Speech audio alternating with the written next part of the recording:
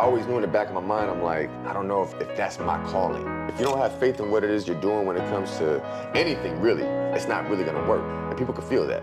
People can feel disingenuousness of, your heart's not fully in it. Once you start to become aware of things and you shed that victimhood mentality and you realize, yo, ain't nobody coming to save you. You gotta do this shit for self. When you push in a corner, you make shit happen. I didn't know how to deal with the emotion. I wasn't fully a man yet. I was still a little boy, but even though I was 20-something years old, I was still mentally like a child. Yo, what up, man? It's your boy Chee Chatman with the Chee Chatman Show, Media on Mill. We have to switch to scenery today. We are at Tribe Ave Studios in Mesa, Arizona, with the one and only. Introduce yourself, Playboy. Malo. Pleasure to meet you guys. Yeah, man, this is a very special podcast today, man. I know me and my boy, I've done business with him in his establishment. He's doing some crazy things, bringing everybody together, dope networking, and so much more events coming soon, and on the top of the new year, man. What's good, man? What's up, man? How you been? How you living? Chilling, bro. You know what I'm saying? That's what's up, man. For the people that don't know you, give them a background check on who you are, your upbringing, where you from, so on and so forth. For sure. So originally I'm from Gardena, California. I was born out there, moved out here to Arizona when I was 12 years old, back in 1999. So if y'all do the math, y'all can tell how old I am. But been out here since October 99. Moved out here to Tempe, went to Tempe High for a little bit.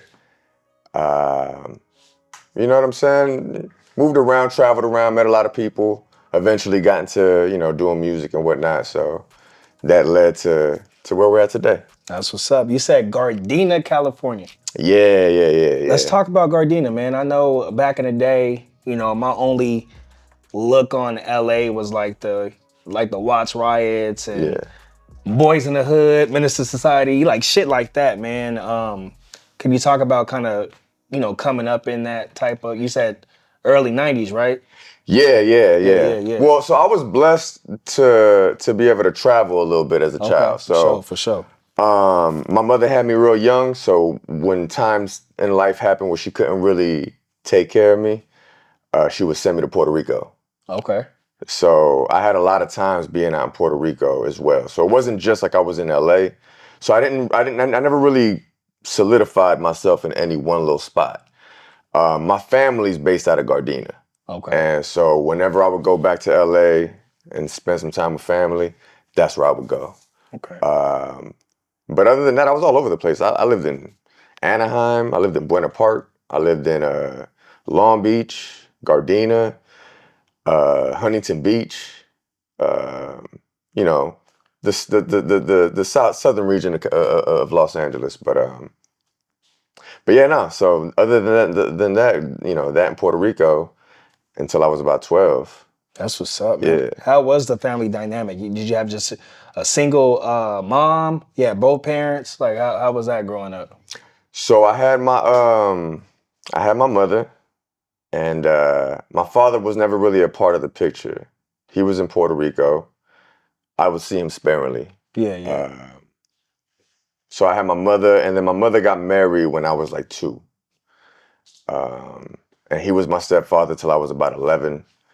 And then the reason why I ended up moving to Arizona was she met somebody else who was a family friend, and he was out here. Okay. He's originally from Gardena as well, but he was living out here just to escape the madness of LA. Yeah, for sure. And they ended up clicking. Matter of fact, it was, if I could recall correctly, it was during the Trinidad Oscar De La Hoya fight. Okay. So if y'all want to do the numbers on that. Yeah, for sure. they connected that evening. I was out there visiting, or I was out there in LA with the family.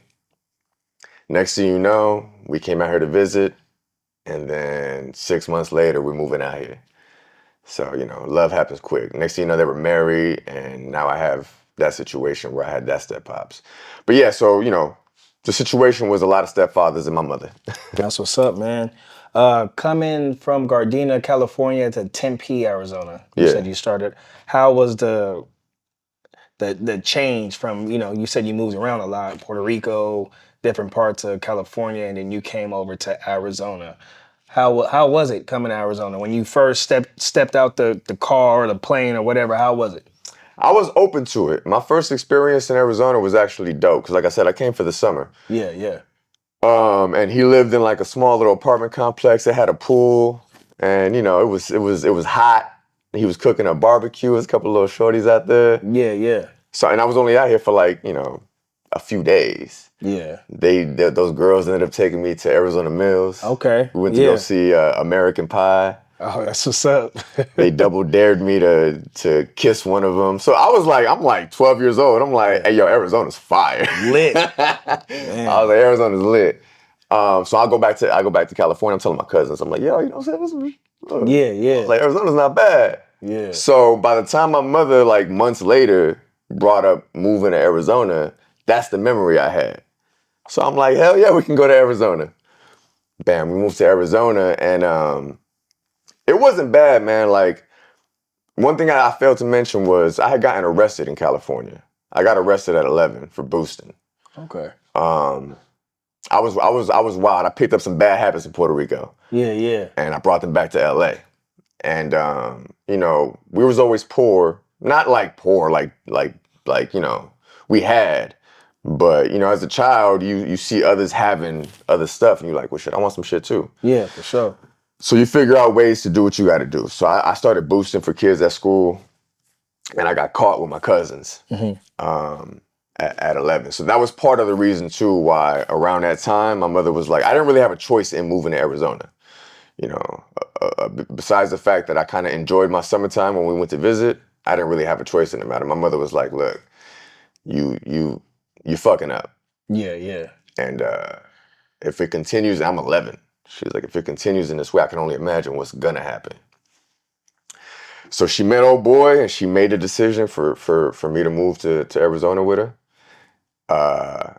At first, I didn't like the decision. I was like, man, I'm leaving my family, my cousins, like what I know. Yeah, for sure. For this.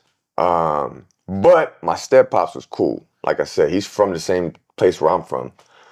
And he knows the family dynamic. His aunt used to babysit me as a kid. Yeah, for sure. So, with all that being said, like they had he had a heart.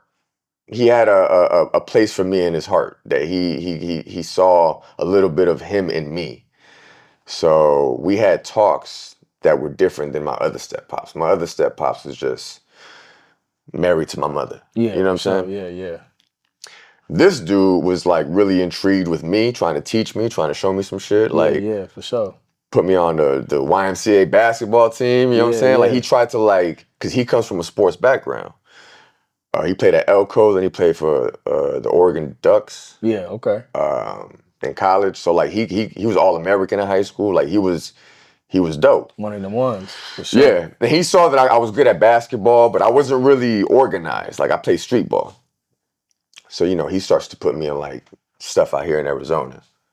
And his interest in me was what made me, I hadn't been, now as an adult, I can look back on it. I hadn't been seen. I had been thrown around as a kid, you know what I'm saying? Like you go here, you go there, whoever could take care of you. So this was the first dude that was like, hey, tell me about yourself. Yeah. You know what I'm saying? Like, I want to get to know you. Who are you? Opening up to you. Yeah. And so like I told him things that I never told anybody. And so we developed like a bond. Yeah, yeah. Now, mind you, this dude's a fucking, like, I'm not even, certain things you can just keep to yourself. But like this dude he's just built different. Yeah, he's not to be played with. Yeah, yeah. And I learned real quick. And it taught me a lot because I was a very quiet to myself kid. You couldn't get me to break into a conversation with you. Like I would just stare back. Long story short, you know what I'm saying? He built my confidence. So went and got me a haircut, put me in some sports, tried to figure out who I was. And that's kind of who I am today. That was kind of the starting point of that. But yeah, so that was how I got to Arizona and then started out here. Okay, that's what's up. Do you and your step pops, y'all still have that communication? No, Okay. no. Okay. We stopped talking like 10 years ago. Some shit went down with him and my mother. They got divorced. It didn't really work out. And then, funny enough, about a year and a half ago, after 10 years of not talking, he came back into the picture. But you know, the older you get, the more you grow, the more you can see the lack of growth in others. And as much as I got love for him, there was a level of growth that he had not yet, like, sometimes you got to look in the mirror. Yeah, for sure. You know what I'm saying? And you can't be in your 50s still thinking you're 19 years old. Yeah. And where I'm at right now with my children and my situation in life and the business that I'm creating and what I'm trying to actually get done here, like I'm literally trying to change the dynamic and like legacy build. I couldn't have that kind of energy interfering with the vision right now. No, that makes sense. And so as much as I got love for him, I literally had to block him. Gotta cut dead weight, man. I had to block him and be like, look, fam, check this out. Like, he was trying to offer me like bread, but I know what that comes with. Yeah, yeah. You know what I'm saying? Yeah. Like, he was offering me like real bread, but I'm like, that comes with there's stipulations attached to that. Yeah, yeah, for sure. And it's just not what I feel like. That's not what I'm trying to exude with my business. That's not why I created this. Yeah. And so as much as I love him, I'm like, yo, I gotta cut ties with you and continue doing what I'm doing. Yeah. Because it's my vision, not his. For sure. Like, no love lost, but yeah, do your Yeah. for sure. But I also, like, I don't forget all the things I learned from him. Yeah. Like, he taught me how to be a man. He taught me how to take accountability. He taught me how to, like, stand up for myself, speak up for myself. Like, there was a lot of great qualities that I learned from him. But, when you grow older, like, not everything has to be resorted to. One thing he taught me, I say it like that. One thing he taught me, he was like, there's a time and place for everything. There's a time when you're talking to somebody in the streets, handle it. When you're talking to somebody in a professional environment, handle it. But there's a time and place for everything. And it's on you to identify where you're at and what you're doing. And so I learned a lot of good quality things from him. I picked up a lot of bad habits, but I also figured out how to peel them onions back and, get back to who I am, but still hold on to the gems. That's what's up. That's what's up, man. Moving to Tempe, man, you said the elementary school or middle school you went to. You went to McCamey. How was McCamey, man? McCamey was fun. I ain't gonna lie.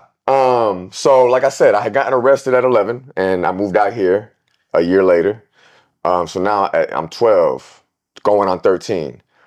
And the report card that I had got before I moved, I think I got a B in PE or a C in PE. And that was my highest grade. Damn. And it wasn't because I wasn't smart. Like, I was smart. I was smart. I was just wild. I was boosting. I was out in the streets. Wasn't applying yourself. Hell no. I was applying myself, but not at school. Yeah. For sure. For sure. And, I was trying to make money at 11. Yeah. And that's just, like, now at 37, I got kids that are older than 11. I got a 13-year-old. And I'm like, man, I was wilding. Yeah. To be 11 and be doing that shit, like. But anyways, that's where my focus was at the time. My bad, I lost train of thought with that. Where we're at again? No, I was asking how McCamey was. McCamey, yes, that's where we're going. Sure, all right, so when I moved out here, I was wilding out there, and when I come to McCamey, I made honor roll my first semester. That's what's up, man. Yeah. So like, it wasn't that I wasn't smart, I just wasn't applying myself. And when I got to Arizona, I didn't know shit. I didn't know anybody. I wasn't, you know what I'm saying? So what trouble was I gonna get into? You just had to focus up. So I sat there all semester not knowing anybody, just doing the work, and bam, I made principal's list and everything. That's what's up. Who was the first kid you met at McCamey that became like your right-hand man? It wasn't even a man, it was a girl. Oh, okay. Her name was Shamika Brady. Okay. Shamika Brady. That's still, after years, social media, you know what I'm saying? Because this wasn't social media back then. But she was the one girl who was on the basketball court playing with us like she was us. It was wild. Like, she was dope. That's what's up. She could have been in the WNBA back then. Like, I used to tell her, like, she was fire. But but I think we had like English or something together. And she was just my road dog. Like, Yeah, we just sure. clicked right away. But yeah, that was one of the first people I met. There was a few others. I don't really, and I'm usually good with names, but Yeah, for sure. these people didn't make. I met them, but we didn't. There wasn't really like I could see their faces, but they didn't make that much of an impact for me to remember their names. That's what's up. You know, with all respect. But yeah, eventually I ended up meeting this dude named Apollo. Okay. I don't know if you ever heard of Apollo Reese. Yeah. I know Apollo. Yeah. So Apollo, when I first met him, he's my road dog to this day. He was just at my house yesterday. Like, we're 20, 25 years strong. Like, that's my guy. Yeah. People thought we was family. Like, we best. That's family. That's, Yeah. You know what I'm saying? That's family. Like, that's family. But yeah, no, when we first met, we almost fought. And what's crazy is that Apollo does jujitsu now. He'll fuck somebody up. So it's like, he ain't nobody to be played with. Yeah. We was 12 at the time, and I'm looking at him like, bro, like, I'm thinking I'm who I am. He's thinking he's from Florida. Yeah. So like, we just looking at each other, and he was hanging out with a crew at McCamey that they just didn't fuck with me. I don't know why they didn't fuck with me. I was just, you're the new kid. The new kid, yeah, for sure. I think one of the dude's girls had a thing for me, and I don't know, some stupid shit, right? That's usually how it happens. Yeah. For sure. So, long story short, he was rolling with that crew. So he didn't fuck with me either, right? And that goes on for a couple of months. And then something happened where I think they turned on him or some shit, and he got jumped at the mall. And next thing you know, like, on the friend level, dude's a free agent. So he's you know what I'm saying? So, but mind you, we still hold this animosity towards each other a bit. Yeah. So we're in woodshop at McCamey. Mr. Moravitz was our woodshop teacher. Cool ass dude. And we're turning in like some piece of like some homework, some like classwork or something. We both meet at the desk at the same time, and it's like we look at each other like, "What's up?" And he's like, "What's up?" And we about to like squab. One of the homies comes in and he's like, "Man, you guys are both cool. Like, I know the both of you guys. Like, split up." Yeah. And as that's happening, I look over and I see his backpack. Now, mind you, I told you I'm Puerto Rican, so I look at his backpack and it has Big Pun, Terror Squad, Triple Six, Wu-Tang, all these cats that I bump. And I'm just like, and in my mind, I'm like, don't nobody know about these cats, but you know what I'm saying? All me and my East Coast family. Yeah. But he's from Florida. So I'm like, and he has a Puerto Rican flag on his bag. So I'm like, you Boricua? And he was like, yeah. I'm like, family too. So from that moment on, we was buds. I was locked in. Yeah, we was locked in. And so that became like my best friend. And you know, after that, you know, like I played ball and I hung out with a lot of people out there. Jermaine was talking about main ingredient. Yeah, that's my guy. Yeah, for sure. Who else was there around that time? If I could just think of names from back then. There was this cat named Jacob Brown. This white boy named Jacob Brown who played ball. He was cool. That was really about it, man. That was, you know what I'm saying? Like, it was so much going on. I had just moved that it took a minute for me to kind of adjust. But right after that, we ended up, you know, I went to Conley for like a quick second. I got in trouble. Yeah. Got kicked out, went back to McCamey. Yeah. And then bam, Tempe High. How was Tempe, man? Tempe High was cool. I'm lying, actually. Tempe High was kind of a nightmare for me personally. You know, basketball was everything for me. And my first year, what happened my first year? My first year, I got caught doing some stupid shit, and my mother wouldn't let me play basketball.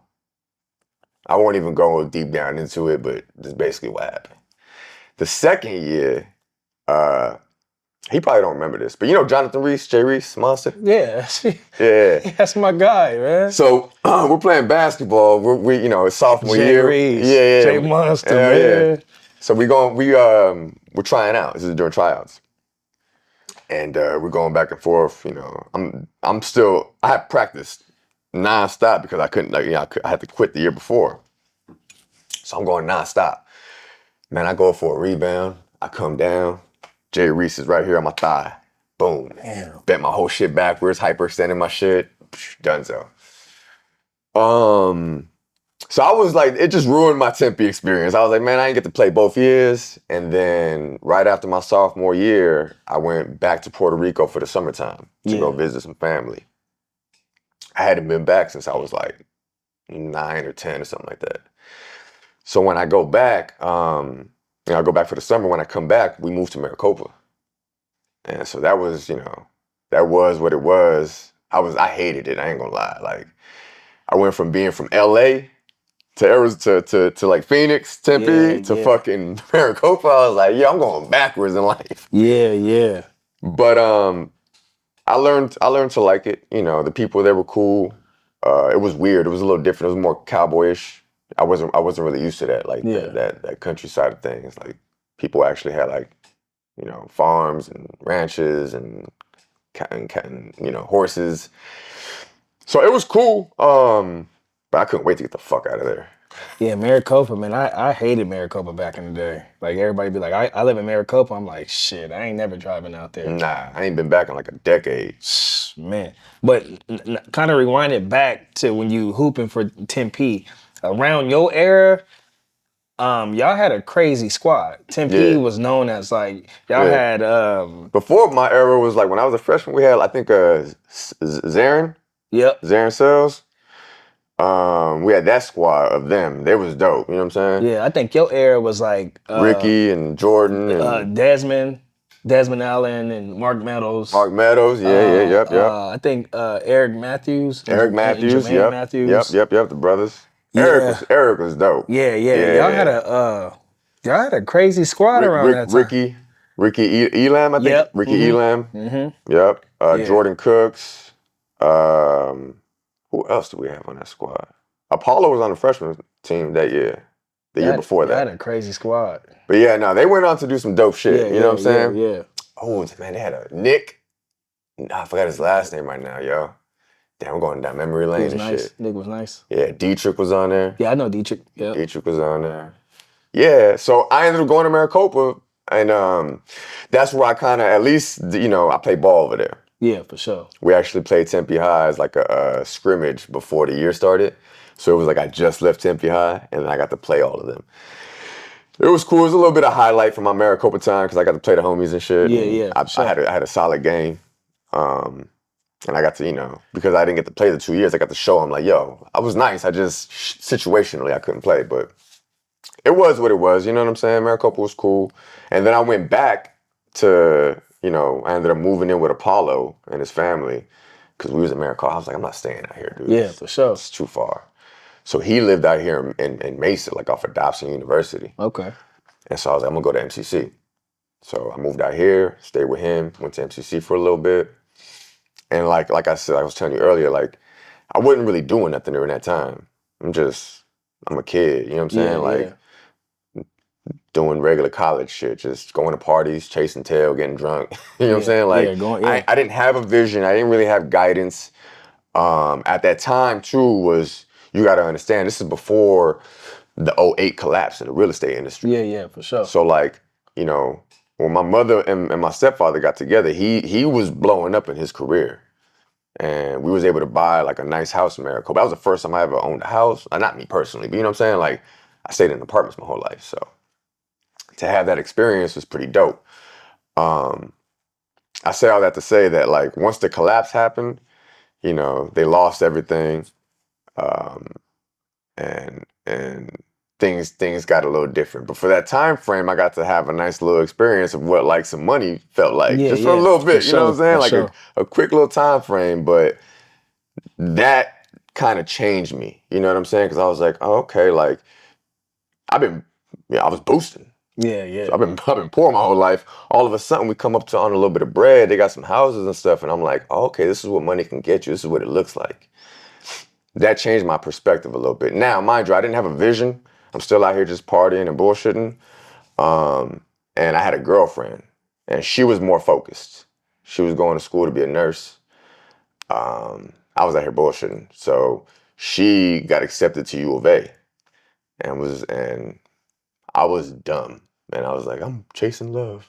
Yeah. So I went to Tucson with her. That was not a good decision at all. But it was an experience because now I'm living with a girl, and you know, I've never done. I mean, I've lived with, you know, family, but like living with it's a mirror. Yeah, it's different. Yeah, Hella it shows different. you your Yeah. flaws like straight up in front of you. Everything. Yeah, so like, cause now you got to live with somebody else and their presence and their everything. So, long story short, that didn't really go well. I ended up moving back, but during that time period, is like I was telling you earlier, I started doing like little freestyles and stuff with some family members. Yeah. And then when I moved to Tucson, I met this dude named Roy Perkins. We call him Futuristic Roy P. And he was, this was '07, and this is in Tucson. And at the same time, you know Push Your Luck? Yeah. All right, so that's the homie. I knew him before. That's my guy. Yeah, so me and Push go back to back then too. Yeah. You know his Push, cousin yeah. Jamaica? Yeah. That was my guy. Push is my guy. Yeah, man, so sure. Jamaica would always walk up to me and be like, hey, Boricua. Yeah. But that was my guy, right? He's from New York and shit. So like we always vibed out. And but he was at the time he was talking to this lady named Dominique Simpson. I don't know if you heard of her either. No. She went on to have a beautiful career in man, it's I'm blanking right now on the career she does, but you know, she's worked with Diddy, she's worked with she's like an entertainment lawyer. Okay. Her own PR firm. Okay. There you go. Just a little blank. But I met her through that, right? So I meet her, I know Push, and I'm starting to do music at this time. I didn't even know Push did music at this time. I just knew him as the homie. Yeah. And I met Roy P, who lived in Tucson. Now he has his own spot. He's a little older than I am. And he's creating beats. I had never seen anybody make beats in person before. So I'm sitting there, I'm like, damn, this shit is hard. But that's where I started, like I was saying earlier, when people was coming in and they would rap, I'm like, I can do better than that. Yeah. And so I would. So I would go to his house every day after work. And he would make beats and I would just write. He would make beats and I would write. I knew what he liked. He liked Miller High Life. I'd come through with like a little 18-pack of Miller High Life, some bullshit ass Tucson weed, boom, and we would sit there and vibe out, right? One day I was just like, hey, why don't you do, you know, something here and then something here? Put this here and put that there. And he was like, well, fucking come on, help me make this beat then, if you know what I'm saying? Yeah. And that's kind of where that started. The production thing started. I was watching him for so long that I kind of got intrigued, and I was like, yo, we'll do this. And some of the things that he would hear me say, he was like, you know what, that's fire. And we made some shit together. And then he started recording me. And then I started like getting into the swing of things. To the vibration. Because now I got a place to go for free. Vibe out, make beats if I want to, hang out with him. You know what I'm saying? It was a vibe. So much so that my ex thought I was cheating. Because I was always going to the homie's crib and like, you know what I'm saying, recording. Yeah. Long story short, me and her broke up. I hated Tucson. Not that I hated Tucson. I was like, I hated the situation out there. The situation, yeah. So I was like, let me get out of here. So I go back. When I come back though, I have Roy P put all of his software on one of my old computers. Because I had like an old PC computer, old Windows computer. And he had a Sonar Cakewalk and Fruity Loops. And so I was making my beats off of Fruity Loops, and I went to Radio Shack. I bought a little Radio Shack mic for like $30. I connected it to a broomstick, like the you know, little metal ones. Yeah. I bent it, I taped that bitch, and I connected it directly to my Windows thing. So that's how I was getting the audio. I didn't even have a fucking interface. It was just directly into it. And I figured out a way to be able to record onto the cakewalk, capture my vocals. I was making beats, I was bringing them over, and I ended up making like 45 songs in like a 4 or 5 month period. That's what's up. And it went like that. I just started, and this is when MySpace Band was out. So I threw all that shit. So now everybody's like, oh, you do music? I'm like, yep. Fuck it, I do music. And I did that for a few years. But even then I was like, I always knew in the back of my mind, I'm like, I don't know if that's my calling. Yeah. I love it. I mean, that would be dope. But it, you know, when certain things are either a vision versus a dream, and it felt like that was more of a dream versus my calling or my vision. Yeah, for sure. So essentially what I ended up doing was like, all right, well, let me figure out what school I can go to. And I found LA recording school out in California because I wanted to go back home. Essentially, that's what I thought it Yeah, for was. sure. You know. Now I ended up going to some party. You remember Jilly's? Jilly, hell yeah. Remember Jilly's was cracking Right back in the day? right Yeah. off right. Hell yeah. Absolutely. All right, so I go to Jilly's one day and they're having like it's just a bunch of us out in the back and they're having like a cipher. I hop in a cipher. I don't even freestyle like that, but I just, again, it was one of the moments where like I got in it and I did something dope. I might have even did like partial written, you know, to lead into it. And yeah. Just to stir the pot real quick.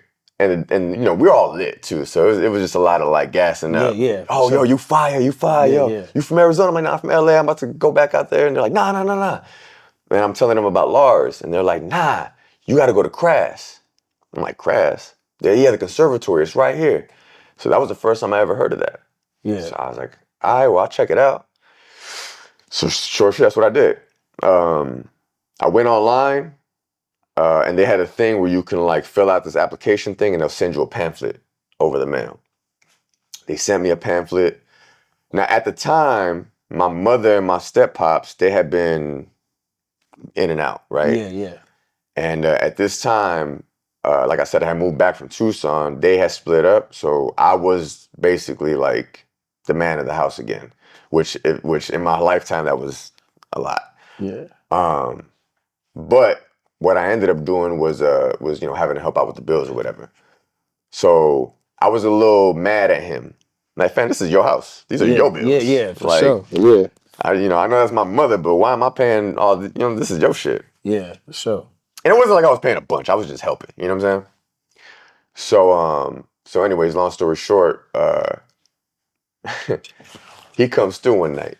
You know what I'm saying? He's coming through to smash, basically, is what it is. Yeah, it's his wife, so I Yeah, can't yeah. even be mad at it, you know what I'm saying? Yeah, for But sure. I'm like, hey, bro, you ain't finna be coming to the crib like that. Well, I'm paying the motherfucking bills, like, without talking to me. And one day, my mother comes in and she's like, yo, you got a little bit of weed?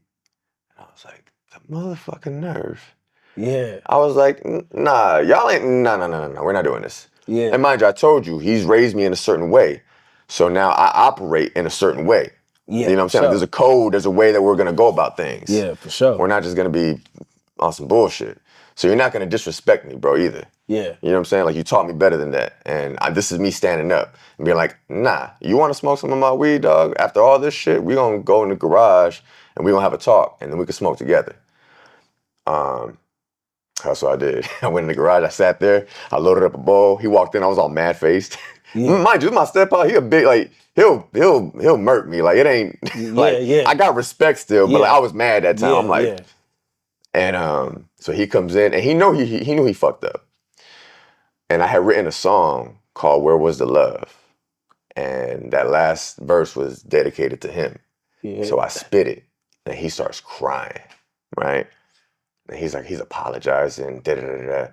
So me, I used that moment. I was like, hey man, that's all that is cool. This is what I want to do. I want to go to school. I want to go to the Conservatory of Recording Arts. I don't mind you coming back. I don't mind none of that. But if you come back, this is what I want to do. So I kind of like use my leverage. Yeah, use your leverage. Yeah. And that shit changed my life because literally 2 weeks later, I was at the school. We signed up. I did the school for 9 months. It was a pain in the ass because we lived in Maricopa and the shit's in Tempe and Gilbert. So I ended up one of my classmates. He moved out here from Texas, and he had a spot. So I ended up kind of like rooming up with him. And I went through the school. It was rough, yo. Like, people don't even know I slept in my car, like, at school. Sacrificing, man. Yeah, it was. You know what I'm saying? Like, Yeah. went days without like food just because I was grinding. You know what I'm saying? But it was worth it. You know, I graduated barely graduated. And then I decided to do my internship in LA, which was probably not the wisest decision because it was too much distraction out there with my family. But I went out there anyways, and I went to Burbank to the mix room. Okay. And, you know, it was cool. I got to work with Lil Bow Wow. I got to work with Travis Barker from Blink-182. Yeah, the drummer, right? Yeah. And what's funny is he's actually a family friend. Like, he knows my family and shit. So to work with him at the studio, I was like, hey, what's up, dog? Yeah. But the coolest one that I got to work with was David Banner. I think this was when he first like barely started talking about the God box. So this is like, it took him probably almost another 7-8 years to actually drop that. But this is what, 2012-ish time? And he was the only one that asked me to come work with him inside of the studio.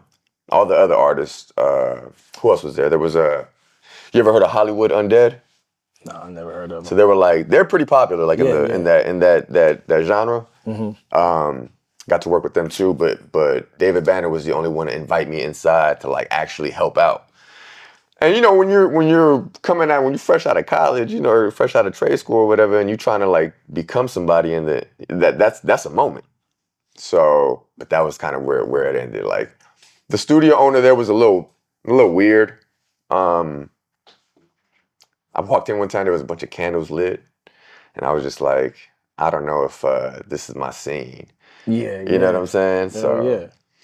And he had done some shit where like they had hired some dude and then fired him right away, and he had quit his job. And I'm young, I don't have the guidance out there. You know what I'm saying? I'm kind of just by myself. That I didn't want to take that risk. So when they offered me the position, I kind of turned it down. I was like, I'll be an independent engineer, I'll freelance. Yeah, for sure. And I'll chase the music. But what ended up happening is I ended up getting a girl pregnant at that time. Oh, okay.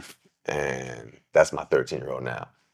So, you know, I gotta, you know, that happened. We you know, the first year I wasn't aware of that this was my child. But you know, once I found out about it, I was already in Arizona. I had already moved back to Arizona.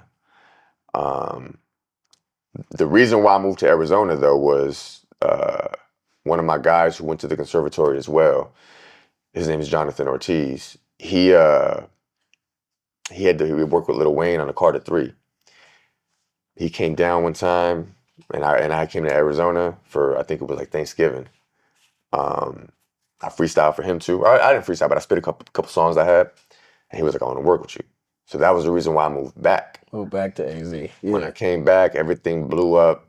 I found out about the kid. My mother and my stepfather got a divorce, and I just stopped doing music right then. Right when I found out, because I had a choice to make, man. I was like, am I gonna continue chasing the dream? And I didn't have faith in myself in that thing. Yeah. You know what I'm saying? Like, you have to have that. That's a key ingredient. If you don't have faith in what it is you're doing when it comes to anything, really, it's not really gonna work. And people could feel that. People could feel the disingenuousness of you know, your heart's not fully in it. Yeah, for sure. And so that's why low key it was easy for me to kind of just give it up. Like, you know what? With the quote unquote trauma that I had gone through with my father never being in the picture, I'm gonna be here for this kid. So I put the music stuff to the side, and I went and got a regular job at a call center. Did that for a few years, and fucking hated it. Shit it was eating me alive. Yeah. This is where the story kind of goes a little haywire. You know, my step pops, he's out of the picture. My mother is now getting in another relationship, which is like a whole nother story. Yeah. And now I got this kid. And so I have no guidance, right? I'm just out here trying to figure this shit out. And not a lot of my friends at the time have kids either. I'm kind of one of the first ones to, like, you know what I'm saying, pop out the seed. So, you know, I'm working, I'm doing all of this, but I'm fucking hating it. Drama happens with my daughter's mother. I tried to move him out here. It was a whole mess, right? She ends up taking my daughter back to California. Shit goes bad. I'm living with my uncle for a little bit. Like, it's bad. Then, you know, he gets a lady, so I moved to the south side off of like Dobbins and like 7th Ave or something like that, right? By like South Mountain. That's where I live here. Right now? Yeah. Yeah, so I was out there. Now this is where the story gets a little crazy. I've always considered myself to be mentally like straight. Like I've been, solid. Like I've been through a lot and I've survived it all and I've been cool. But when they took my kid away, that shit fucked me up, yo. And like my whole life had like broken down already at this point. Like all the foundations and my step, like all the Yeah, foundation I had. everything, yeah. Because you talked about like meeting David Banner, Bow Wow, Travis Barker. Life was fucking up. Yeah. And then boom, you go back to AZ, your boy working on Carter 3. You found out that you got a baby on the way. Yep. Dropped everything, did what a real man is supposed to do. Yeah. Take care, be there for your kid, because you didn't have that, like you said. Yeah. And then you said, try to work at a call center, you hated it. You feel me? Yep. And then shit wasn't working. Your mom going through her situation with your step-pops. And then you going through your situation with your baby moms. She takes your daughter. Now shit is just really going downhill. Yeah. Yeah. And I wasn't prepared for that. And you know what? At that time too, nobody was really talking about like depression and shit. Nobody was that wasn't a topic. We weren't really like discussing mental health. Definitely you know what I'm saying? Definitely not a black thing. Yeah, so I'm going through it and I don't even know that I'm going through it. I had no idea. I'm just like, yo, life fucking sucks right now. Yeah. That's all I'm chalking it up to. And so like I was saying, like I had figured myself to be a mentally strong dude. But when they took my kid, that shit fucking broke me, yo. Like, even talking about it still is like, I don't even like talking about it because that shit fucked me up. And it was around the time Robin Williams had committed suicide. Yeah, okay. So, my relationship with my mother has been strained. I haven't spoken to her in years. And it is what it is, you know what I'm saying? And so she called me on some bullshit. And I was already going through it. Yeah. I'm on the south side by myself, like, my car broke down. Like, literally, it was like my car broke down. Like, really going through I got fired. Like, everything was just bad, dog. Like, it was bad. And I didn't, some people have family to turn. I had nobody to turn to be like, yo, can somebody, you know what I'm saying? Like, even just talk to me. So I'm just going through it by myself. Not even realizing that, oh, this is like, this is just some mental shit. Man, we got into it on the phone one day, and because that whole shit was in my mind about the Robin Williams, I don't know what got into me, yo. But I was like, man, fuck this. I was done. I kind of wanted to show, like, my daughter's mother and my mother and, like, my father. Like, I wanted to show everybody, man, y'all didn't appreciate me. I'm fucking out. Damn. And this is the first time I'm really telling this story, like to this degree. Yeah. But I'd rather it be a testimony or for other people. Yeah. Because without going through this situation, and I'll finish it, but without going through this, I wouldn't be who I am today either. Yeah, for sure. But I tried to I put the belt around my neck, put that bitch on the door, and I fucking kicked the bucket, literally, and I just sat there. Now, mind you, I had thrown my phone on the couch. When I threw the phone on the couch, I had sent like a little message to my sisters, like I'm out. Yeah. And I was really calling out for help is what it was. Like I could look back on it now with like, understanding, 2020 hindsight vision. But like at the time I didn't know how to deal with the emotions. Yeah, I wasn't fully a man yet. I was still a little boy, but like, even though I was 20-something years old, I was still mentally like a child.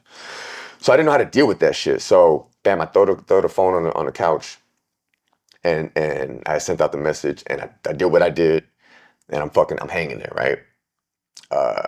And my baby sister, who's like my heart, she's calling nonstop. And it was like I had a photo of her. So it's her face. Yeah, so it's popping up. So Yeah. I keep seeing her face, and I'm sitting there fucking struggling. I'm like, oh, my bad. I'm sitting there struggling, right? And what's funny is I didn't realize this till later on too, but like, it's not the choking that you die from. It's not the asphyxiation. It's the breaking of the neck that kills you.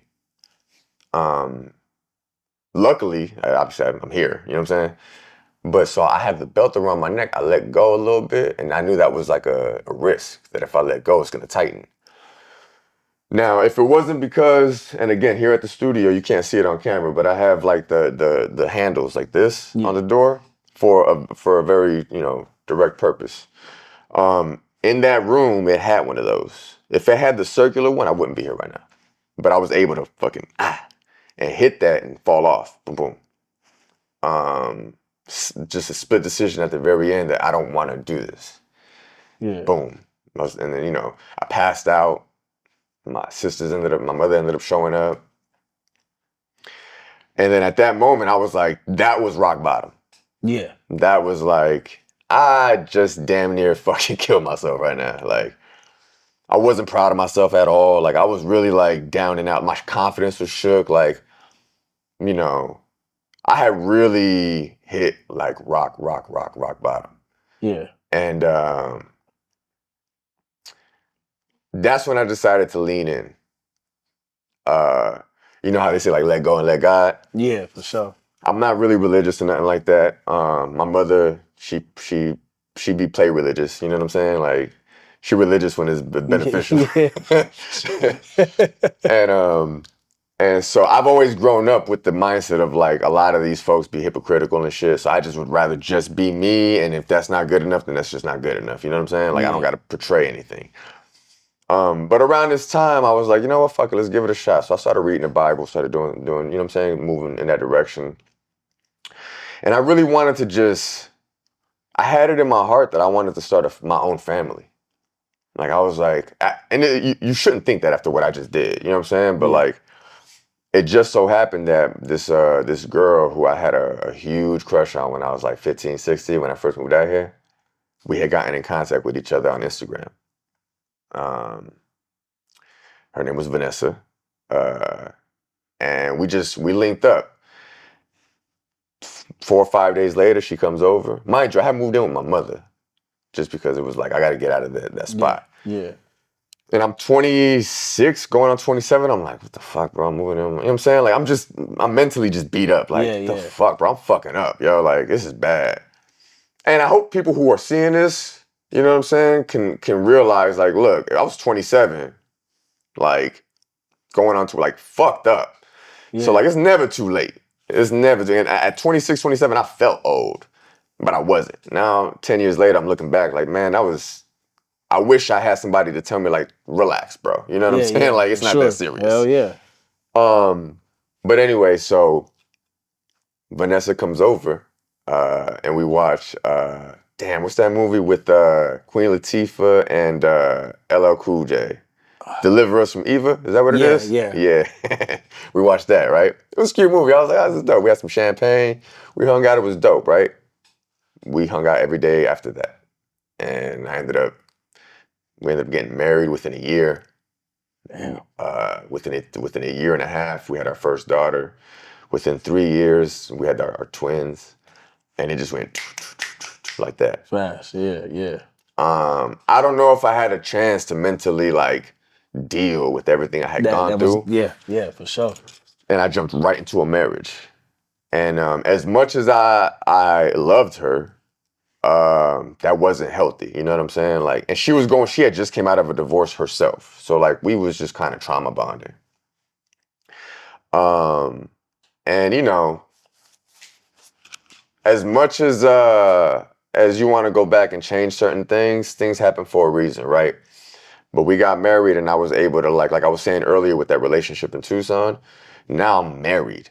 So like the mirror is even closer. Yeah, so it's like, I gotta respect certain sensitivities, and I'm Puerto Rican. We talk hella loud. Like, yeah, it's definitely yeah. Oh, your family's very quiet. They sweep shit under the rug. Okay, so that's not how I deal with shit. Like we handling shit. Yeah. Right here. Yeah. So it was a lot of a learning curve that because of my my lack of like experience and guidance and being able to see healthy relationships growing up, I never saw like a real healthy relationship.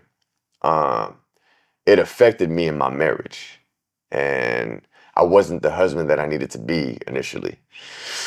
And once you hurt somebody, you can't really come back from that. You know what I'm saying? Yeah. Like you can, and the way I view it is a little different. I'm once I commit to something, I've committed. But I also don't own anybody either. You know what I'm saying? So Correct. the marriage dwindled, and I didn't really. I think for the sake of my children, I probably should have fought maybe a little bit harder. You know what I'm saying? But for the sake of her and respect for her, I gave her what she wanted, which was the divorce. It was killing me because around this time, right? And then this is kind of leading up to where we're at today. Yeah. You know, around the end of our relationship and the divorce was when I started really digging into entrepreneurialism and like studying like heavy into it and figuring out like, essentially what America's about. And like, if you don't know and you're a victim to things, you could have victimhood mentality just based off of ignorance. But once you start to become aware of things and you shed that victimhood mentality and you realize, yo, ain't nobody coming to save you. You got to do this shit for self. And now I got children. And yeah, the relationship's kind of sour right now, but like, at the time I was bartending, I was like, I'm not doing this shit forever. I saw a lady that was bartending at my gig. She was like 45, 50 years old. And I'm like, I looked at her and I'm like, nah, fam. I can't be 45 still out here bartending and shit. For sure. Like, yeah. I mean, the only reason why I say that too is because not to disrespect that, because there's people who bartend and they do a fucking phenomenal job and they're good at their craft. But that wasn't my heart. That's not what I wanted to do. So I knew I was gonna be half-assing it till I was 45, if that was the case. And I didn't see myself wanting to do that. And I had gone to school for music. I had done all of this stuff. And I was like, I had to figure something out. So I started getting back into production. I had started a comedy show with some old friends of mine. The experience showed me that I could do it, but it didn't turn out the way I thought it was going to turn out. But it was just a stepping stone in the process of where I'm at today to be like, oh, okay, I can do some marketing. I can create flyers. I can gather people and bring them all to one spot. I can charge tickets. I can do I did all of that without having any prior knowledge. I just did it. Yeah. And the fact that I did, like, once you do something, your brain's that shit. You can never go backwards. Yeah. It's like, oh, I could do that. Oh, so you can't tell me I can't because I've done it now. You've done it before, yeah. And so once I got to that point, my whole shit switched because now I'm looking at the game of America essentially, and I'm looking at like, all right, cool. If I continue going in this manner, with my social security number versus my EIN. We're going to get taxed differently here. Yeah, yeah. And if I want to be able to benefit from certain things, I got to learn this stuff. Learn the game, yeah. Exactly. So that's what I started doing, was figuring that part out.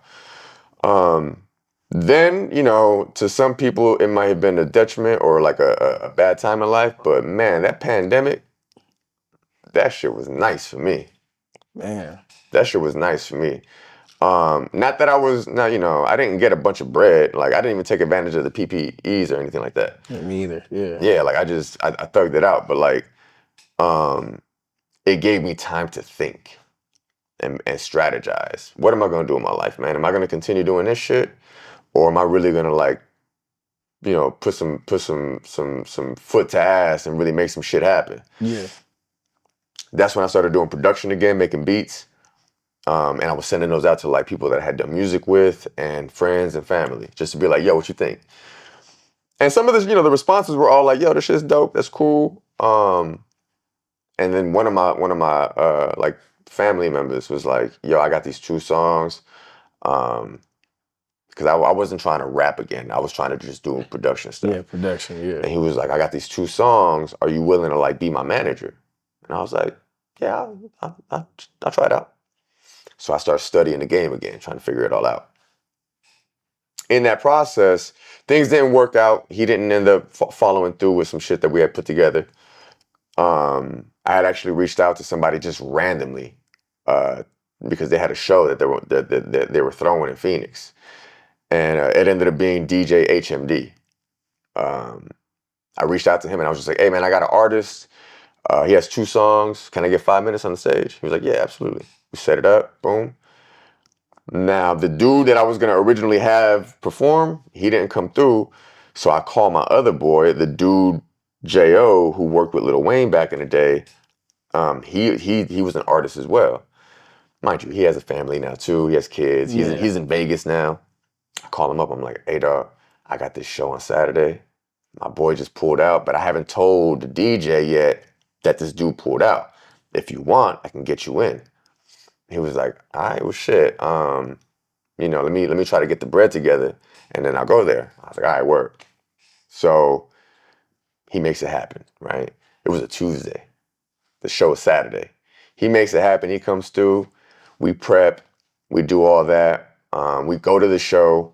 It's a great show. He flubs a little bit, you know what I'm saying? Because, it's been a minute since he's been on stage. But the performance, for the most part, came out well. I'm capturing it on like a Canon Rebel T something that I had. Yeah, the starter. Yeah, for sure. And my phone. And so I capture his performance. And while I'm there, I meet this dude who he owns a studio, and he's a photographer / videographer. And he sees me doing my shit, and I'm sure he's looking at me like, this fucking guy. Yeah. And because he has his shit is all like, he has the whole shebang bang. Yeah. And so we ended up chopping it up. He's like, yo, this is your homeboy on stage? I'm like, yeah. He was like, you just getting some footage for him? I'm like, yeah, man, I'm just trying to help out. And he's like, oh, that's dope. He was like, I'm trying to collect some photos for my portfolio of artists. He was like in the Phoenix area. I was like, well, my boy's from Vegas. He was like, that's all good. I just if you want to come through. Yeah. He gives me the address. We type it in, and it ends up being like 5 minutes away from my house. So bam, we go to the crib. We chill for a second. We change up. Bam, we go to a studio. We take some photos. Shit's a vibe. I'm looking at his studio, and it's kind of plain. He has like the backdrop and stuff for the photography, but that's about it. And I kind of put it in his head. I'm like, yo, we should like do a little podcast in here. He was like, yeah, no, I've actually had some ideas that I ran by with some people. We've shot a couple of pilots, but nothing's really worked out. And so I was like, well, shit, all right, well, that's what's up. We exchanged numbers. I moved on. I ended up posting a video for some other project that I was working on. He saw that and called me and was like, yo, I just saw that video. You mind coming to the studio again? I want to chop it up with you about, we were talking about podcasts. And I was like, yeah, that's cool. That was a Friday. We set up the meeting for Monday. I go over there on a Monday. It's him and like 10 people. And I basically like auditioned. Yeah. And I'm like, yo, you know what I'm saying? And I'm personable, so I was able to sit there and kind of, MC the room. And so they were like, word, we want you to be the co-host for this show that we have. It's called The Grind Culture. And I was like, all right, cool. That was Monday. We shot the first episode, which was some cat named Jordy. Yeah, I that was the first time I had ever heard of him. But some of the people, I don't know too much about him, but he was a cool cat, and he had a couple of songs that were pretty fire. So we interviewed him 2 days later. Then we interviewed the owner of the place that I had gone to for the performance with DJ HMD. That venue was called the Dojo at the time. It's called the Lighthouse now in Phoenix with Eric Martinez. Yeah, I know exactly what that's at. Yeah. And so that was where all this was happening originally. So we interviewed them. And then they set up the Preem interview. Okay. And that was when I had seen Preem that day, but we didn't interact. They set up the interview, bam, I met Preem. For those who don't, De La Preem. Skirt is blow.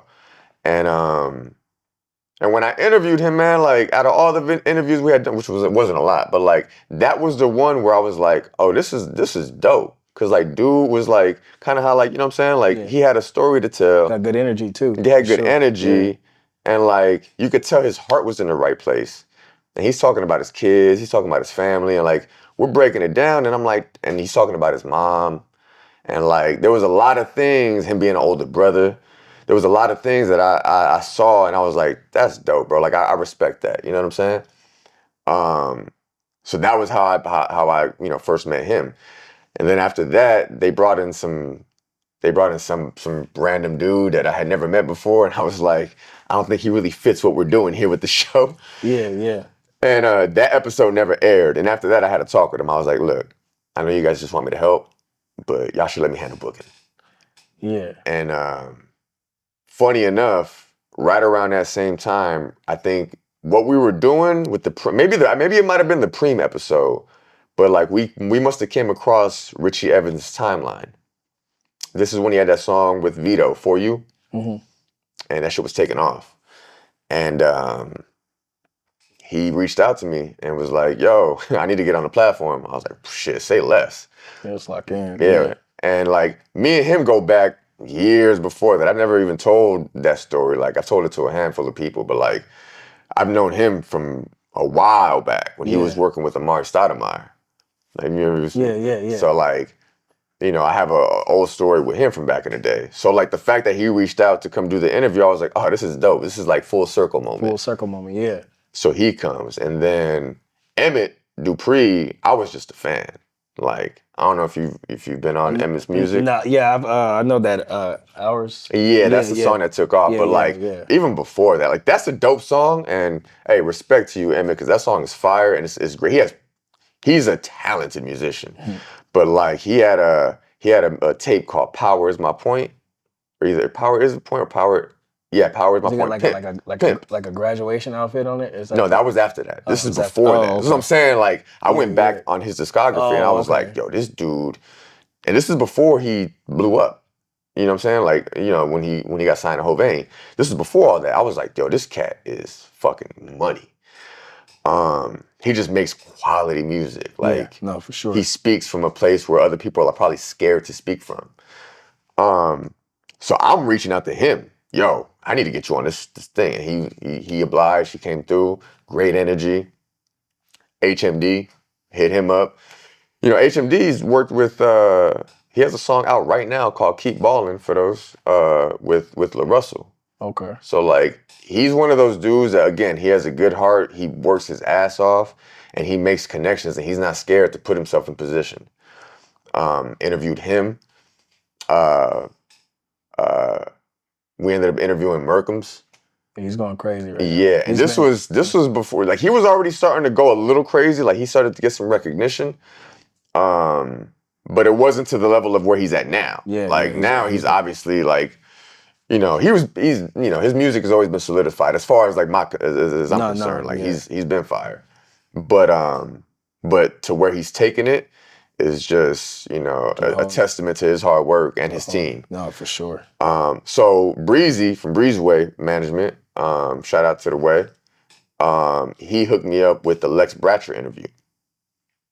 We were interviewing Merck, and he was like, yo, I got this girl. I didn't even really know who she was at that point. She's gone off to blow up. She's signed with I believe, I don't want to, you know, don't quote me, but I think she's with Strange Music with Tech Nine. Okay. So she went off to do some stuff for like Red Bull, and like she's been killing it. Miles Prime, like, so long story short, what I'm saying is we ended up having Deli Every Day.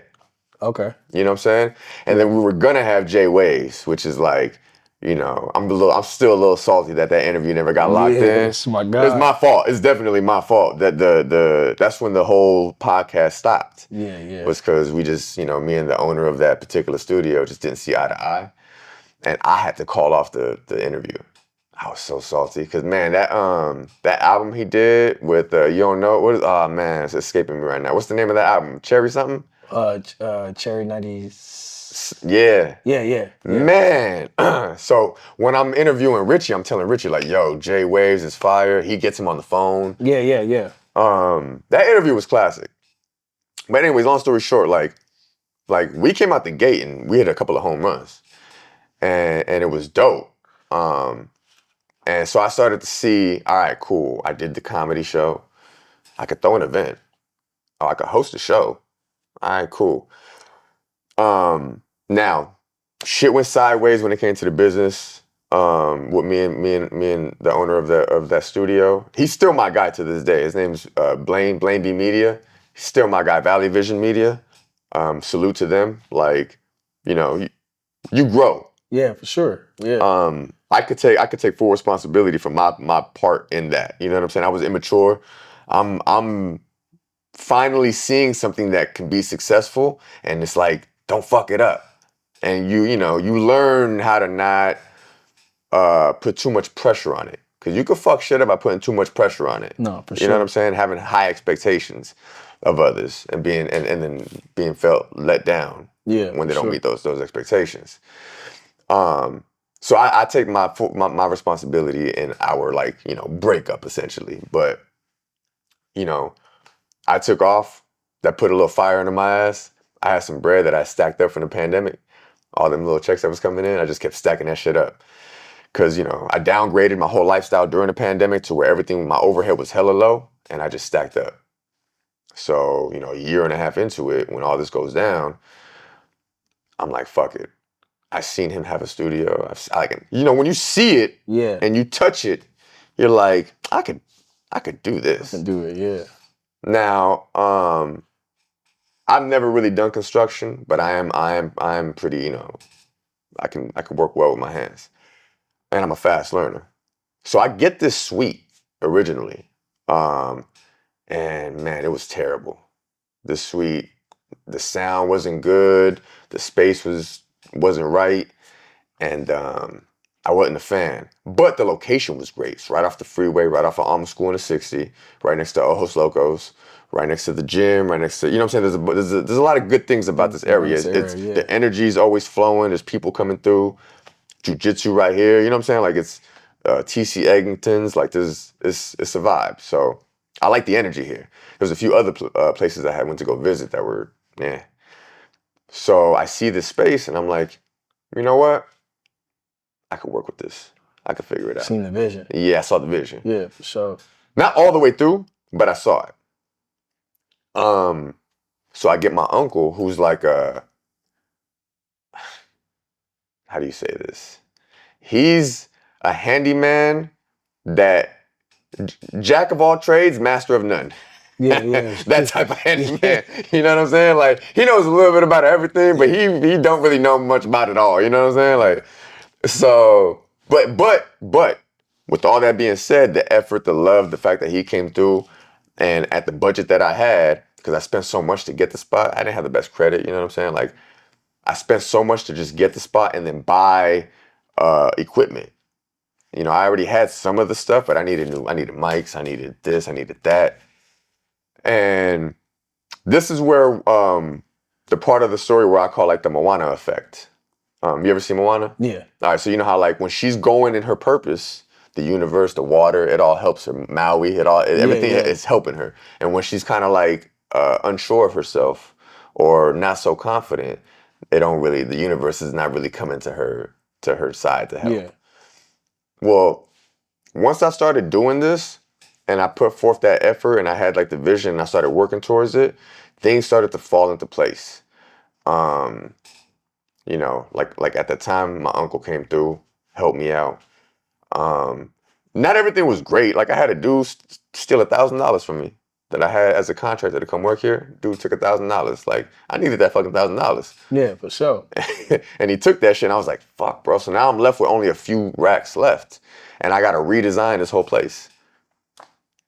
Me and my uncle got to it. We did the best that we could. And it was cool. And so I opened it and we had the first iteration of Tribe Ave Studios. But it felt like a glorified home studio. And I wasn't getting the level of like engineers and stuff. Like I wasn't being seen. I couldn't get people to see it for what I saw it to be. For sure. And so that was frustrating. But I realized that a lot of it was due to the fact that like the way it looked. It just looked like, it's a studio, but it's like people could do this at their crib. So I got to provide something more than just that. So now it just so happened that around that time, Apollo, right? And this is a part of the story that I'll divulge a little bit of information, but things, family's family, family business.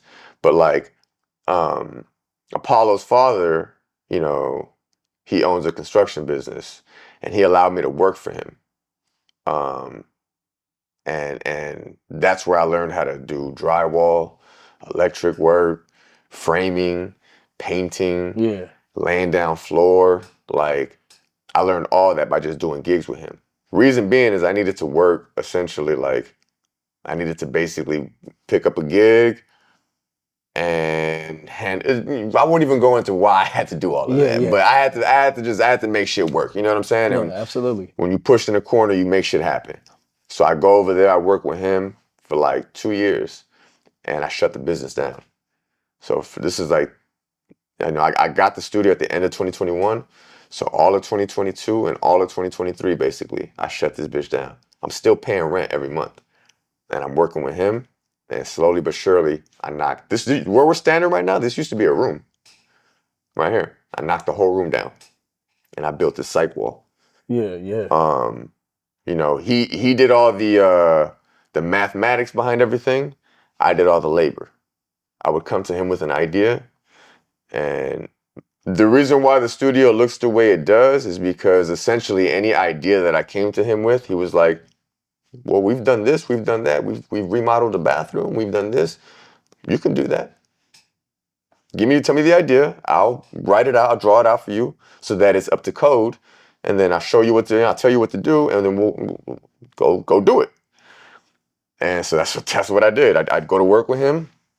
We would work on a project, and that's how I was able to pay my bills and pay the studio and help purchase, material.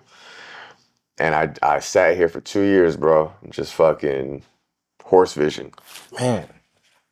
Yep. Really got it out the mud. Like, Yeah. really, like, I see a lot of people that get a business, it's already done up. Yeah. They just do a couple little things. Yeah, nah. But you literally built this shit from the ground up. Because I remember your earlier videos when John Swan told me about you. I went to your Instagram and I seen you building boards, and you was really in this motherfucker, like, really putting it in. Yeah, man. Yeah. It was rough. And it was like, like now the mixers are taking off and like they're becoming a little bit of a thing, and that's beautiful. But like without having to go through all of that, this wouldn't mean as much. You know what I'm saying?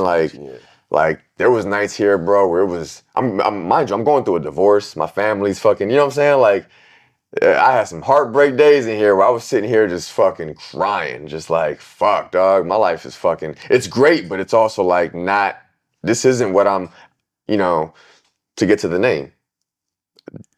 My why, you have to have a why. Yeah. My why was my family and my kids. So when that's breaking down and I'm losing I've never lost I'm a great father. I haven't lost the ability to be a great father, but I did lose the ability to provide my children with like the family structure that I always wanted. The mom and dad in the house, you know what I'm saying? Like, so that was eating at me while I was building this. Cause I'm like, fuck, bro, like, essentially I started this with them in mind, and now that's breaking up. I almost didn't want to continue with this at certain points. Yeah. I'm like, why am I even, you know what I'm saying? Like, why am I doing this again? And those are those struggle moments where you just kind of got to like, nah, bro, I'm doing this because even if I got a divorce, my kids are still my kids. They still got to see me as they get older. Like, what's my who am I gonna be to them? Yeah. How am I gonna represent myself? Like, am I gonna give up on myself and be like my father who just never attempted to like be, you know what I'm saying? Or like, am I gonna, say fuck it and really go after it? And it was those moments where I was like, fucking, you know what I'm saying? Wipe off the tears and just fucking dust my shit off and be like, let's go. Get back to it, yeah. And wake up the next morning at fucking 4 a.m. and get ready for work. And I did that shit for 2 straight years. And October of last year was the grand opening.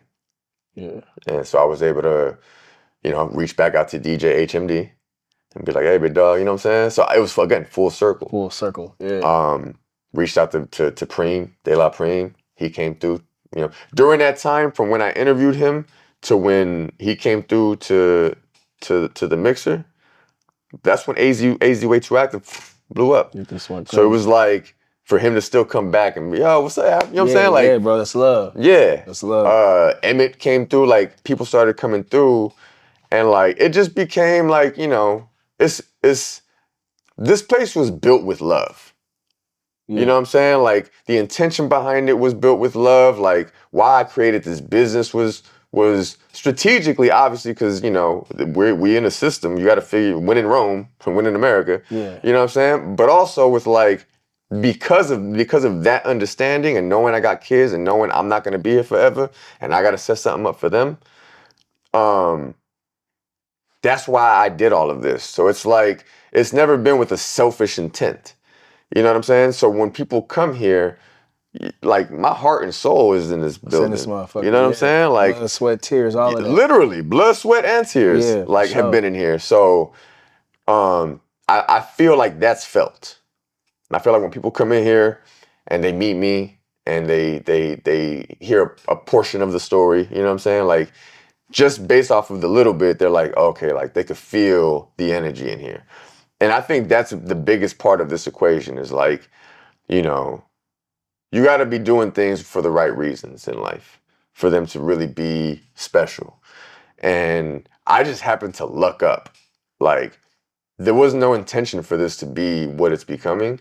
It just happened to be that. And I'm like thoroughly blessed and thankful for it. You know what I'm saying? Like, especially with everything I had gone through in life, for me to be able to provide this space and like, yo, seeing the people perform and like how happy they are. And when they come to me afterwards, and they're just like, thank you. The gratitude, man. Yeah, I'm like, yo, I get choked up because I'm like, yo, you don't even know. Like, it took a lot for me to get here. So for y'all to say thank you for just for what's happening, it means a lot. So, nice. but to finish that real quick, Tribe Ave. Quick story. Troy Ave, the rapper. Yeah. So around all of this, when I was first creating the LLC, Troy Ave was going through that thing with Taxstone. Thank you. Yeah, Taxstone. For sure. And I don't know why, but his name, I've never really bumped his music like that. But his name was just stuck in my head at the time. And I came up with Tribe. And at first, you know, it was me, my wife, and my 4 daughters. So it's 6 of us. So I was like Tribe 6. But then I was like, nah, that's like too much like Drake's. You know what I'm saying? I was like, nah, I'm cool for that. But Troy Ave, his name was, so then I was like, Tribe Ave. And I was like, I like how that sounds. So, you know, it's my tribe, Tribe Ave. But what does the Ave mean? And then I was like thinking about it, I'm like, audio, video, entertainment. Yeah. And I was like, yeah, I like that shit. And so initially it was just Tribe Ave LLC. I didn't have the idea of the studio yet. But once everything went the way it went, I utilized that to create Tribe Ave Studios. And so that's how we got that. That's dope. That's dope as fuck, man. Yep. Man, you got a hell of a story, bro. Thanks. You can't see my eyes, bro, but bro, you went through a lot to be here. And I appreciate you really, you didn't have to open up to me and tell me all of this shit, you know what I'm saying? Yeah. So that was a bonus. So I appreciate that. But man, going through a mental health crisis, had nobody to turn to, almost, you know, suicidal situation, a divorce, not able to probably wake up to your kids or tuck them in, like how you would do it. That should have fucked. I know that would fuck me up. You know what I'm saying? Shutting us down for 2 years, still paying the rent on it. Yeah. You feel what I'm saying? Get a construction job, learning the process of how to do all this shit. Cause you easily could have came in, did a couple little upgrades, and would have been like, okay. You know what I'm saying? Yeah. If you had like that strict budget, you know what I'm saying? But you was like, fuck it, I'm about to add some more shit to make it how I want it. Going that extra mile, being very detailed about what you want this place to look like, the energy you want to have people feel when they walk in this motherfucker. So, bro, salute you. Thank you. Because you literally put blood, sweat, and tears. I would have never even knew none of that type of shit. You know what I'm saying?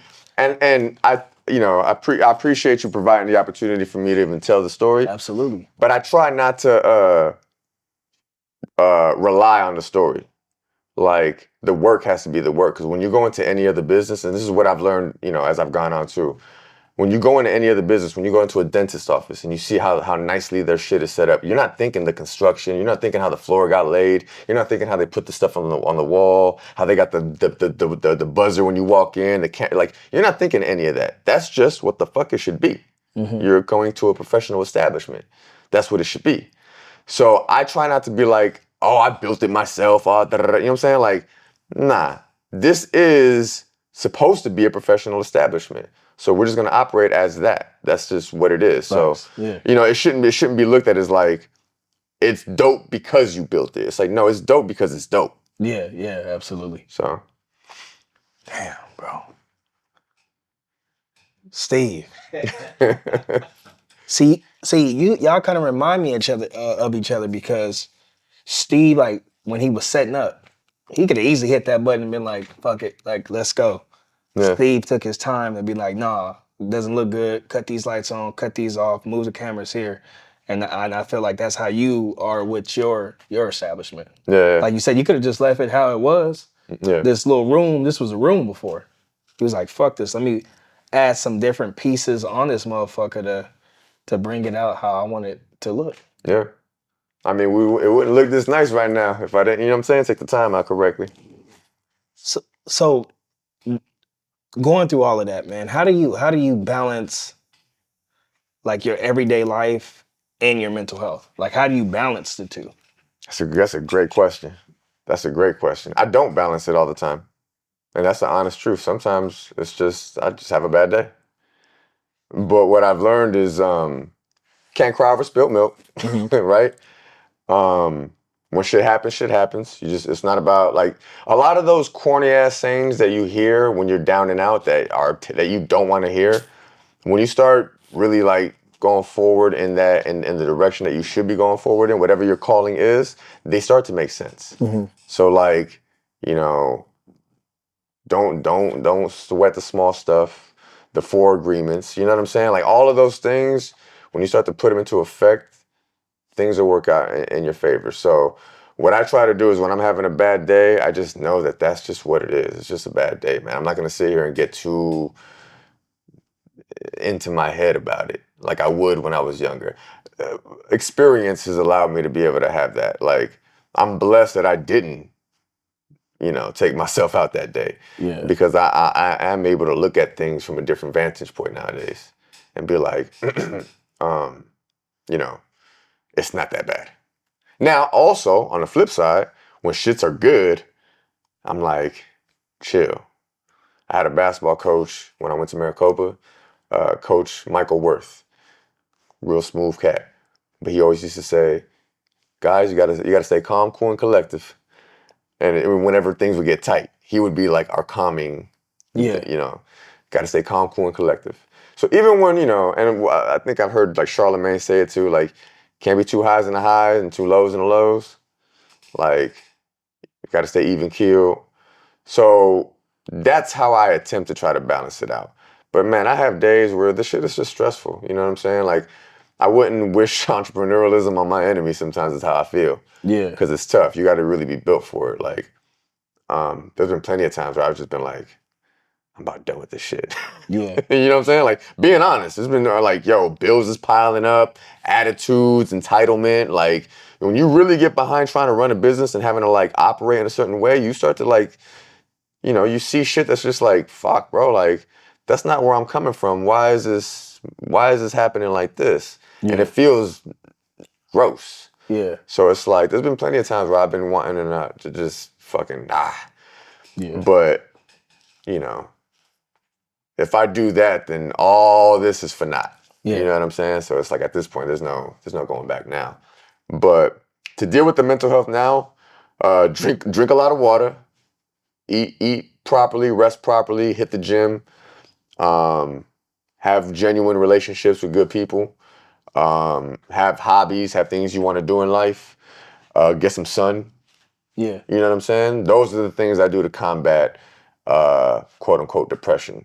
I don't try to rely on any like drugs or anything like that. Like, yeah, I still smoke weed every now and then, but like that's about it. Like I don't even really, I rarely drink. Like, I try to keep it as not straight and narrow as possible, but like, as clean as I can. Because at this point, man, with everything, like, this whole story, everything I've been through, the last thing I'm gonna do is try to like gamble it. Yeah, for sure. You know what I'm saying? Like, for what? At this point, I know what I want. I know what I'm trying to get done here, and I'm just trying to interact with people such as yourself that it's like good energy, like-minded. You know what I'm saying? Like that shit about their business, and that's it. And when you are going through, like when you're stressed out or going through it, who are you reaching out to? Like, is there certain people? Because I know back in the day, you didn't have no one. I have a nice little tribe now. Yeah. So okay. One thing is like by way of building this, I've actually built the community that I've always wanted. You know what I'm saying? J.O., the guy that I told you about from back in the Lil Wayne days to back when, he did the performance here, during the pandemic. He handles all of my, a lot of the back end business stuff. He's my chief of marketing. He handles my website. He handles, like, when you guys go on the website to go purchase a ticket for the mixer, he's the one that set that up for me. So like, my boy Apollo, like I said, he's been my boy for 25 years. At the time, I didn't reach out to him back then because, again, we didn't talk about that shit, bro. We wasn't finna, you know what I'm saying? Like, we didn't go to the homie and be like, hey, dog. Like, so, you know what I'm saying? That's just not how we operated. You know what I'm saying? Like, toughen up type shit. So, like, I never went to him. But now that we're grown and I've gone through everything I've gone through and I'm comfortable expressing myself, I call him all the time. Hey, man, this is what I'm going through, whatever. His pops. I have my studio manager here, Naomi. She's a wonderful spirit. I can call her. Another good friend of mine, Kelly. Like, I have people that I could reach out to. You know what I'm saying? But even then, and you know what's funny? My ex-wife. As much as like, the the fact that it didn't work doesn't mean that me and her have a terrible relationship. Yeah. I never saw my mother and actually, I'm lying. I saw them together in a room twice my entire life. I'm not doing that with my kids. You know what I'm saying? Like, I invite her over for movie night. Like, I'm trying to make sure that the kids see that me and her have a healthy relationship. Yeah, for sure. And I'm blessed enough because I've had that open space, she's had that open space. And so we're still good. Like, if I have a serious issue that I need to, like, she knows me. So I can call her if need be. Yeah. So I have people I could reach out to. But even then, you know what I'm saying? Like, there's certain things just as a man that it's like, you got to grow through and you got to learn through and you got to figure out, like, hey, bro, not everything is, you don't need to tell everybody everything either. Yeah, for sure. Sometimes you need to just keep some shit to yourself. Yeah. And I'm learning that right now. As y'all can see, I can talk. You know what I'm saying? So, like, I'm learning how to not be so transparent because people will use that against you if you allow them to. No, facts. And so I'm getting to a place now where it's like, how do I remain guarded but still open as a person? You know what I'm saying? So, everything's a learning curve. That's the beauty of life. Yeah. So I'm glad I didn't fully, you know what I'm saying? Yeah. Take myself out. Nah, for sure. Now I have these experiences to be able to talk about. Hell yeah. What's next for Tribe Ave Studios, man? What's next? So right now we've been doing the media mixer. And we've ran one every month this year for 2024. We're gonna continue that for 2025, but I'm also gonna be adding more events. So we'll be looking to bring on a beat battle, which has been on the mixer, but I'm gonna give it its own light. We'll do a rap battle, which, with fingers crossed, I'm trying to get Push Your Luck to be the host for that. Okay. We'll do a comedy show because that was one thing that I never really fulfilled that I want to get done. And I want to throw like a brunch. Okay. So those will be things that we're going to be throwing on a monthly. I don't have an exact start date. Everything's already been written out because that's how I like to plan things out. So it's all been written out, but I haven't put everything in place yet. So some of the things some of the dust still has to settle on these ideas. But that's kind of where we're at right now. And then, expanding, we're like about 800 square feet. We're not too big. Big enough to get everything, podcasts, photography, audio recording, things like that. But I wanna. The facility right next to us is 3 times this size. So I wanna get that and expand and actually host events, like big events, big where we can events, have 150 people here. I'm looking to get that done by the end of the year. So that should be like something that takes off in 2026. So I the plans, they're as big as I want them to be, but like I'm also realistic too, and I take baby steps, and I know like, hey, right now, what I'm trying to do is build community and let the brand stand on its own. That's what's up, man. And where can people follow you at, man? Personally, you can follow me at Malo _Montijo, Montijo. So that's MALO _MONTIJO. And then for my business page, you can follow me at Tribe Ave Studios, TRIBEAVESTUDIOS. All right, and we'll have the description and the link below. But man, I appreciate you opening up, inviting me into your space, and just giving me this opportunity, bro. I appreciate you, though. Thank you, man. Hey, we signing out like that, man. Steve on the lens. Y'all take care. Let's go.